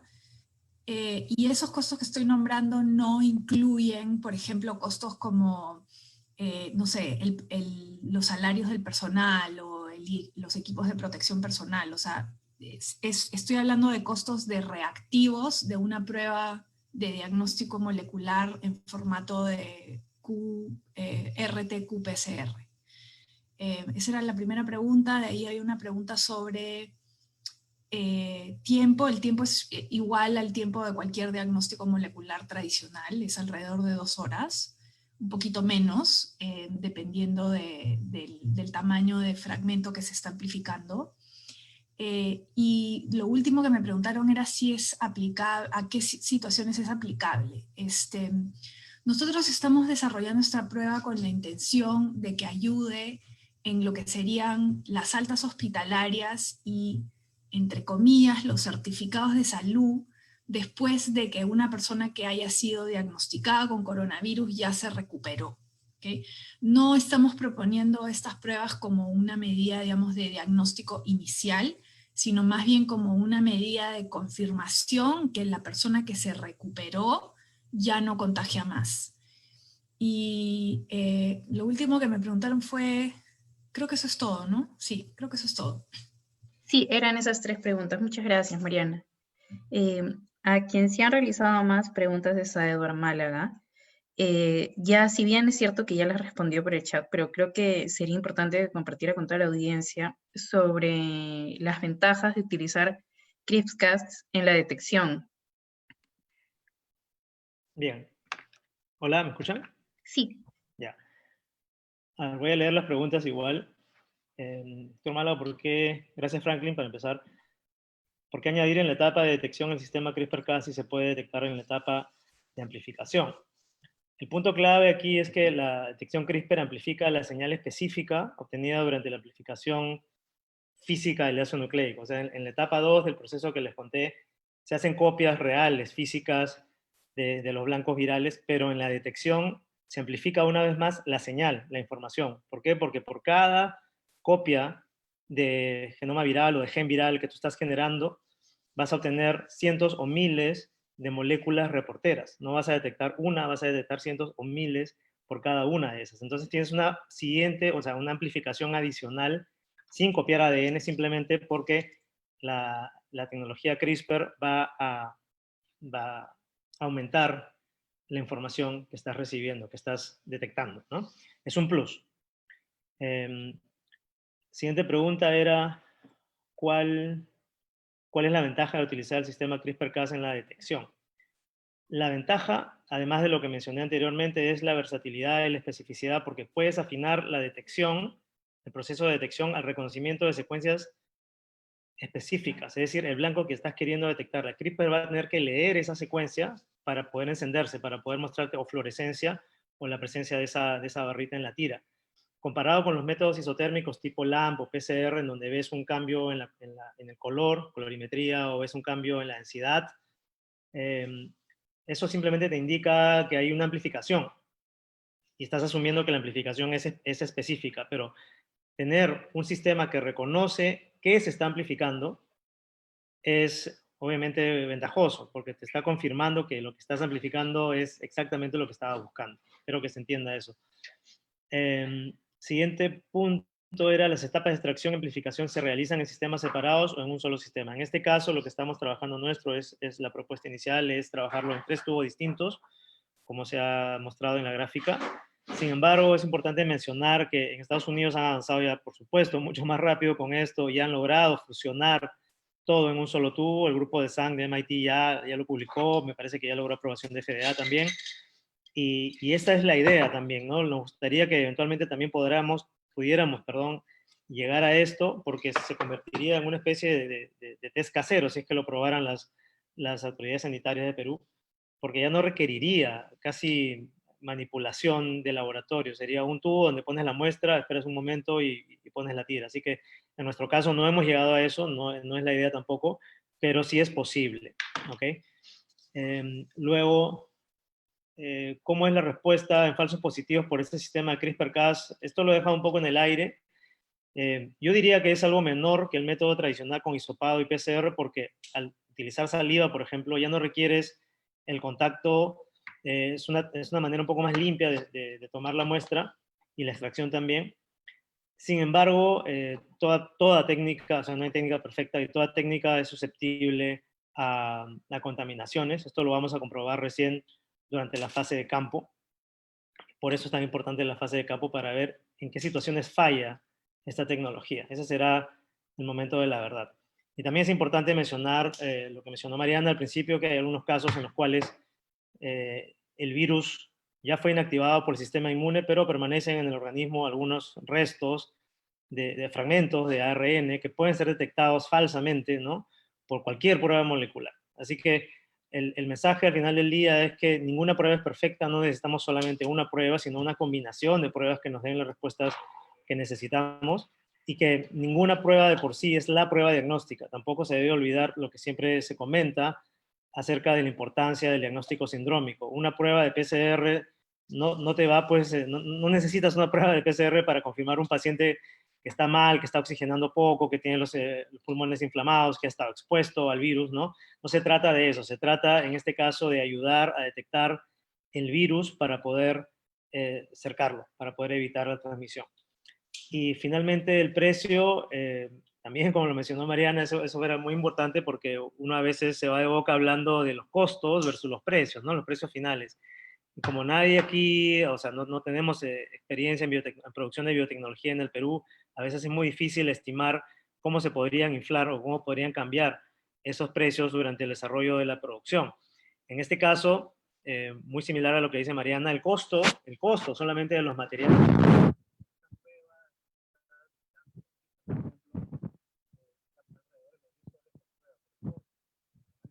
todo lo que requiere para montar una infraestructura de producción, personal, equipos, plantas, ¿no? Tomando en cuenta todo eso, estamos llegando aproximadamente a $25 por muestra, por ensayo con varios genes, que es lo que esperamos poder confirmar una vez que vayamos avanzando con el proceso de producción. Y eso creo que era todo. Gracias. Gracias. Una pregunta realizada en Facebook para todos. es ¿cuándo estaría disponible la prueba de los test que han realizado para el público? ¿Pregunta para quién? Para todos. Quieren saber, o sea, de los proyectos que han planteado, ¿cuándo estarían disponibles para el público? ¿Vamos en orden? Yo creo que sí. Mariana. A ver, nosotros no hemos tenido planes de hacer una prueba, digamos, que tú puedes ir y comprar en ningún momento. O sea, la idea ha sido desarrollar un protocolo que se pueda transferir de manera gratuita y con la tecnología totalmente abierta a quien lo quiera usar. O sea, nosotros vamos a publicar esto y si tú quieres comprar los reactivos y replicar lo que nosotros estamos publicando, pues perfecto. Y la idea es nosotros transferirle esta tecnología al Instituto Nacional de Salud y a quien la quiera usar para que la implementen en sus laboratorios. Pero en ningún momento hemos tenido la idea de comercializar esto. Ahora, a medida que uno va avanzando, las cosas van cambiando. Hay gente que me ha pedido comercializarla. Yo creo que hay oportunidades para hacer eso de una manera adecuada. O sea, lo que queremos es no que esto se vuelva un generador de dinero, sino que sea una cosa que es asequible a las personas que necesiten una prueba. Pero la realidad es que esas conversaciones vienen después de que la validación está terminada. Y en este momento la validación no está terminada porque no tenemos las muestras negativas correctas. Y en realidad en este momento nadie puede hablar de resultados de especificidad, porque nadie tiene, al menos que yo sepa, muestras respiratorias de otros virus.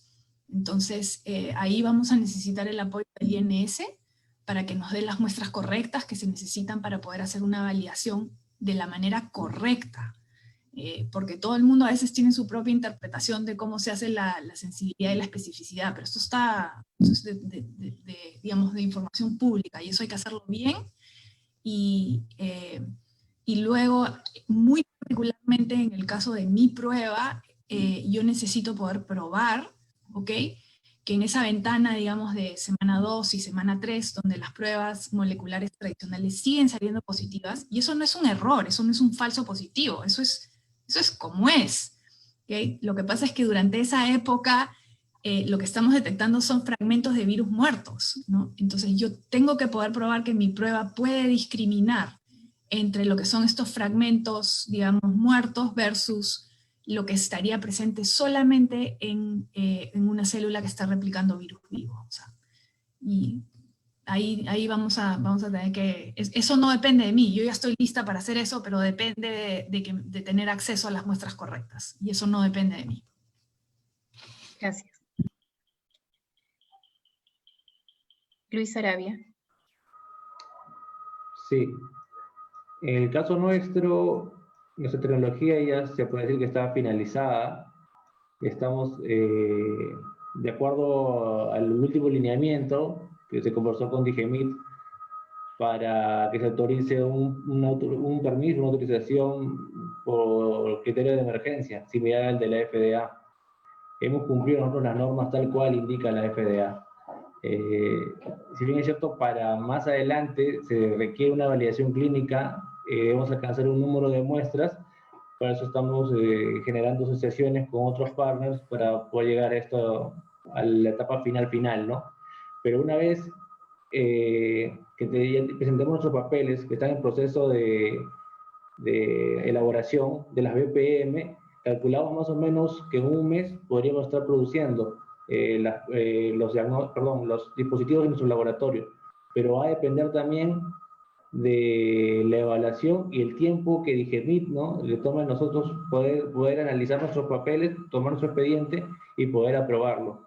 Con respecto a la etapa, decir que es específica la prueba, así como comentaba Mariana, nosotros hemos evaluado nuestras muestras, no solamente con las muestras que nos entrega INS, sino también con patrones que hemos obtenido de One World Accuracy, y así también con el banco de muestras negativas de IRAS, que eran positivas para IRAS del 2019, o sea, de la época donde no había COVID, ¿no? Entonces sí podemos decir que nuestra especificidad es al 100%.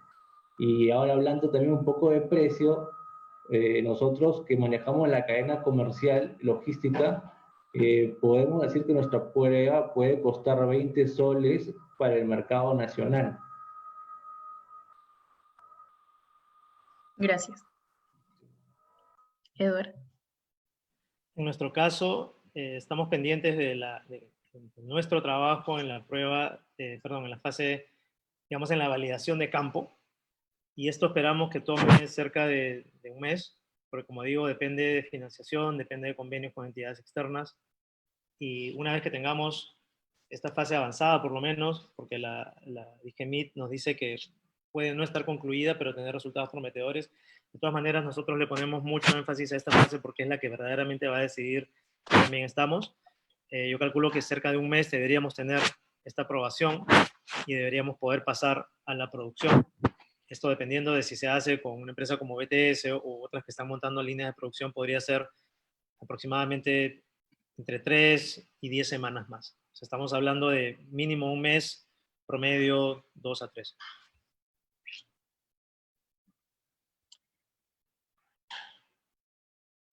Oscar del INS, tal vez les puedes comentar sobre el camioncito y si están disponibles. Y creo que una pregunta que se enmarca dentro de la pregunta general es ¿cuántos laboratorios móviles se ha proyectado implementar y cuál es el coste aproximado? Gracias María. Hasta la fecha solamente contamos con un laboratorio móvil, pero hemos puesto a disposición de todas las entidades públicas y privadas, nacionales e internacionales, que se quieran sumar a esta estrategia para el apoyo, ¿no? Creo que no es novedad que el Estado es bastante complicado y que las adquisiciones de estos laboratorios móviles también necesitarían todo un sistema de operabilidad y la realización de un proyecto de inversión, por lo cual nos ralentiza un poco la implementación. Por eso es que lo hemos puesto a disposición de todas las entidades.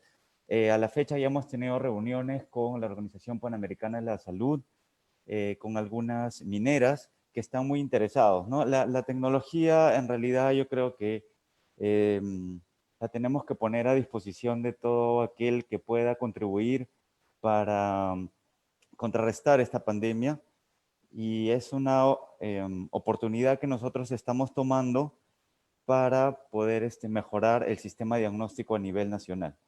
Nuestra proyección es por lo menos tener 5 carritos, uno que pueda estar en Lima, ya que necesitamos visitar varias zonas, y los otros 4 que puedan que puedan estar disponibles en las 4 macroregiones, ¿no? La norte, la oriental, el sur y en el centro.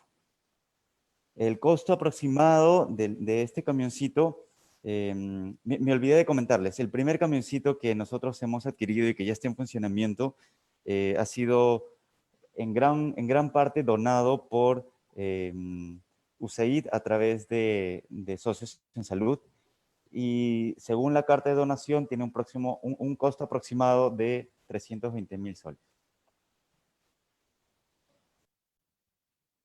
Gracias. Hay una consulta para el doctor Saravia de Franklin Chirinos, y la consulta es sobre el ensayo que realizan con FINE, si es como un PED o PS de pruebas moleculares para COVID. Quiere una explicación más profunda sobre la actividad que ustedes hacen con FINE. Sí, en este caso, si se refieren a que la prueba ha sido un ensayo de validación, no hemos recibido, no hemos validado la prueba con ellos, hemos hecho una inscripción de nuestra tecnología como en fase de desarrollo para ser validada a futuro. Igual estamos a la espera de la respuesta por parte de FINE. Gracias. Y finalmente, Mariana Leguía quería hacerle una sugerencia a Edward Málaga y un pedido a Luis Saravia. Sí, gracias. Bueno, a Luis le quería pedir que me pase sus muestras respiratorias, que no sean de SARS-CoV-2, si es que tiene alguito para regalar, pero podemos hablar de eso más adelante. También en las mismas líneas implorarle al INS que por favor busquen sus freezers las muestras adecuadas, que las necesitamos a gritos. Así que muchas gracias anticipadamente.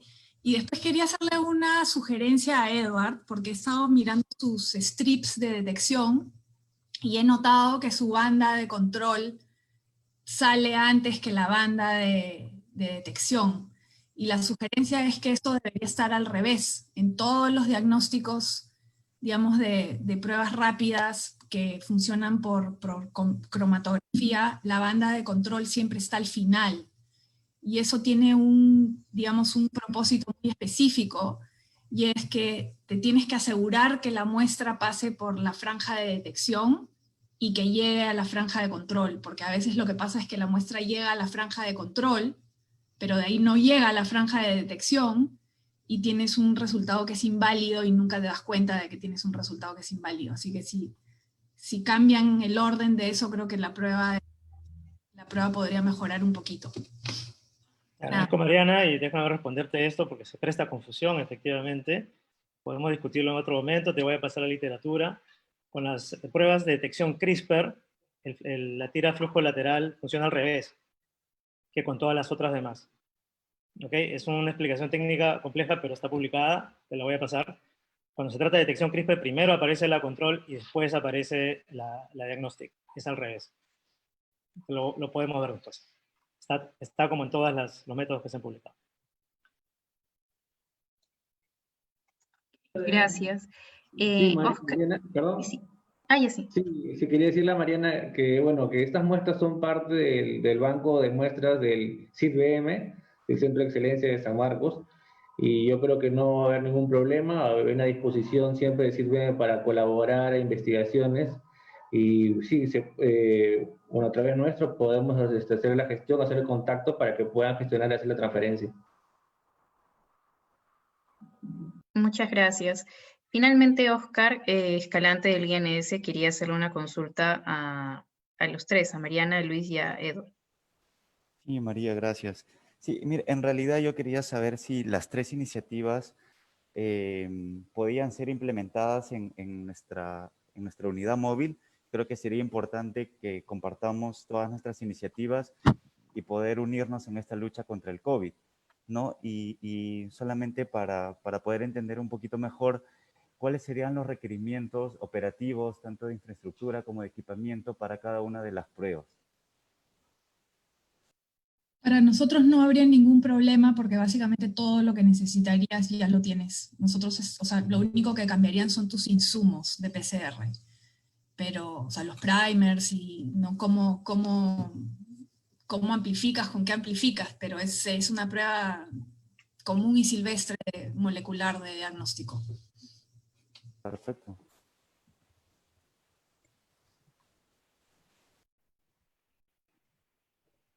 Lucho.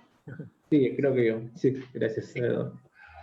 Sí, no, definitivamente no hay ningún problema. Es más, estamos prestos para colaborar. Y como principio daríamos los kits en su fase pre-comercial o la fase de la validación comercial que como lo estamos gestionando con algunas instituciones. Y podríamos inclusive colaborar con otros insumos o requerimientos que requieran para realizar, ¿no? O sea, si ustedes están realizando un RT-PCR en tiempo real, técnicamente no necesitarían nada, sería lo mismo, no sería solamente un cambio de kit. Por mi parte, Oscar, gracias por la sugerencia, muy, muy buena. Nosotros también absolutamente dispuestos, tanto en la fase preproducción, como fuese el caso, por ejemplo, de Mariana, que tiene un protocolo, se puede hacer lo mismo, pasar la receta e implementarla en el camioncito. Y la otra es, si es que llegamos, ojalá, al tema de los kits, pasar los kits, obviamente. A mí esto me abre, por otro lado, una pregunta. Es un detalle que se me pasó de tu presentación, no sé si lo mencionaste, o sea, vi que está todo acondicionado, pero la acreditación que recibe el camioncito para hacer pruebas diagnósticas moleculares de SARS-CoV-2 es equivalente a la que recibe una infraestructura, digamos, no móvil, ¿no? Como un laboratorio de una universidad o de una empresa comercial. Es comparable el tema de los requisitos porque a los que estamos trabajando en formatos portátiles para uso masivo, nos va a importar mucho que se pueda implementar no solamente en camioncitos ni en laboratorios, sino también en postas, consultorios, en entornos más sencillos. Y la pregunta es, en el caso del camioncito, digamos, tiene la aprobación para hacer cualquier tipo de diagnóstico molecular y esta aprobación es comparable a la que tiene un laboratorio normal. Gracias, gracias Edgar por la pregunta. Sí, en realidad sí cumple con todos los requisitos. Obviamente hay algunos procedimientos, especialmente en el alicotado, que no estamos considerando, ya que en un laboratorio móvil no necesitamos alicotar la muestra para poderla guardar para procesarla después, que sí es lo que pasa en los laboratorios de referencia y en los privados. Nosotros tenemos dos formas de acreditar, digamos, un laboratorio para hacer pruebas moleculares. Una es la Directiva 54, en donde no solamente especifica la PCR en tiempo real tradicional, sino también otras plataformas como el Expert, ¿no? Que son un poco más sencillas y que no necesitan tanta infraestructura y equipamiento.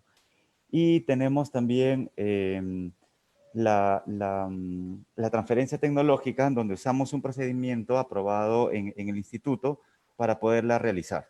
Entonces, en ese marco también nosotros podríamos adecuar. Tan pronto ustedes tengan sus pruebas y nos muestren cuáles son los requerimientos que son necesarios para su implementación, yo creo que fácilmente podríamos adecuar nuestras directivas y nuestros procedimientos para poder acoplarse a la necesidad que sus investigaciones presenten. Un comentario adicional, me parece perfecto. En el caso de estas tecnologías, el output, el producto final es bastante más sencillo de manejar que una PCR, pero sí creo que requiere una capacitación, porque no es lo mismo leerlo del paper y tratar de hacerlo a la primera que llevarse un par de semanas o meses implementando, ¿no? O sea, el demonio está en los detalles, dicen un poquito en la maña de cómo hacer el método, es sencillo, pero creo que deberíamos hablar también de proyectos de capacitación cuando esto se dé. Va a ser muy interesante poder transmitir no solamente la receta, sino enseñarlo a hacer, ¿no? Así que, nada, quedamos prestos y atentos, Oscar. Gracias por eso. Perfecto, gracias. Y Luis Sarabia quería hacerle una consulta a Oscar. Sí, Oscar, una consulta. He visto algunas directivas para las tomas de muestra y los laboratorios que indican el medio de transporte viral, ¿no? El medio de transporte viral que mantiene activo el virus, ¿no? Que puede representar, yo creo, unos problemas de bioseguridad para licotar la muestra. Otro, la disponibilidad, como indicas, de tener una menos 80 o un equipo para congelar y preservar la muestra licotada. Y el otro es que existe solamente un tiempo corto de procesar la muestra, porque el medio de transporte viral mantiene activo. Sin embargo, actualmente existen otros medios de transporte que inactivan al virus, ¿no? Y que te garantizan la cadena de transporte por 7 días a temperatura ambiente, y inactivan el virus. O sea, no va a haber problemas con la bioseguridad, no tendrías, te ahorrarías unos 80, no habría problemas de bioseguridad, y más bien preservarías el RNA viral. Entonces hay una posibilidad de actualizar las directivas o mejorarlas para que puedan utilizarse diferentes tecnologías. Sí, gracias Luis, que me permites informar un poco sobre lo que estamos trabajando acá en la institución. Efectivamente, como mencionas, en un primer momento la única metodología, digamos, de obtención de muestra fue el hisopado nasal y faríngeo en medio de transporte viral. Sin embargo, ya otras tecnologías han aparecido, ¿no? Y que es importante actualizarlas. Nosotros como Instituto Nacional de Salud, a través del laboratorio, están ya probando algunas alternativas para mejorar el sistema de obtención y transporte de muestras. Entonces, de todas maneras, nosotros estamos abiertos a cualquier iniciativa que pueda contribuir para mejorar la cadena del diagnóstico en el país.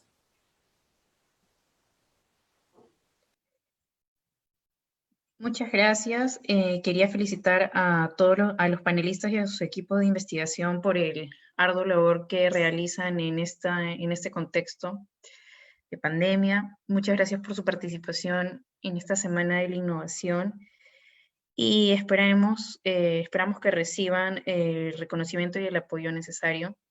Nosotros en el INS